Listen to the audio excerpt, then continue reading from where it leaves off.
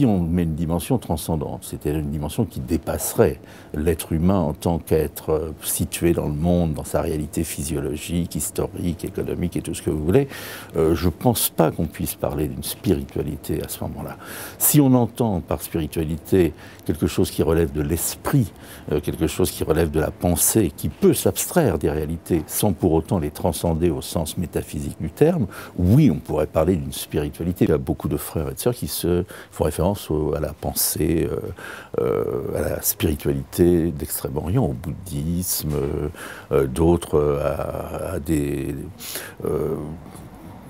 philosophies beaucoup inspirées par une dimension clinique, psychologique, etc. Pas New Age, mais enfin, il y a quand même une pénétration des évolutions de la pensée dans la pensée et les références de la franc-maçonnerie. Si on prend les sources les plus immédiates, elles remontent au XVIIIe siècle, elles remontent à deux pasteurs en réalité. Donc il y a à l'origine une très grande connivence entre la franc-maçonnerie moderne, la franc-maçonnerie dite spéculative, par opposition à ce qu'aurait été la maçonnerie opérative du Moyen-Âge et peut-être même de l'Antiquité, qui s'appelait Anderson et Desaguliers, qui étaient tous les deux, enfin Anderson était pasteur, Desaguliers était fils de pasteur huguenot immigré en Angleterre à la suite de la révocation des Lides de Nantes. Donc il y a une grande proximité de pensée, en tout cas, entre le protestantisme et la franc-maçonnerie. Si on entend spiritualité, transcendance, quelque chose qui dépasse l'individu et qui serait du registre du métaphysique, je dis non.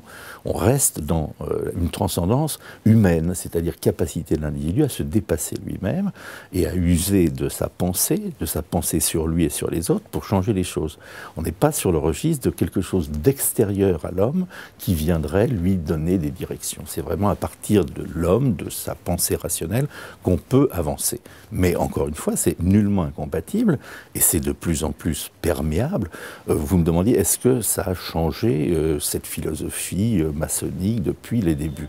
Alors depuis le début, j'en sais rien, ça remonte très loin, je n'y étais pas, malgré mon grand âge, mais je suis absolument convaincu que par rapport à l'ambiance qui régnait dans les loges maçonniques, disons à la fin du XIXe siècle, au début du XXe siècle, qui était quand même très marqué par l'anticléricalisme, par etc., etc. Je pense que ça a beaucoup changé. Je pense qu'aujourd'hui, dans la loge à laquelle j'appartiens, dans mon atelier, il y a encore des vieux de la vieille qui bouffent du curé tous les matins. Ça existe, hein, et qui poussent des cris d'orfraie quand on parle de la loi de 1905, etc., etc.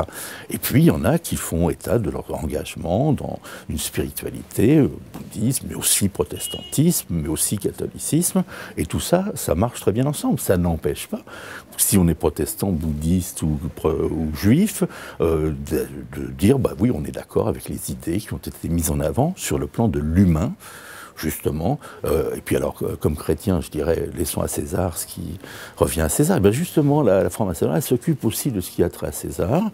Elle peut s'occuper aussi de ce qui n'appartient pas à César.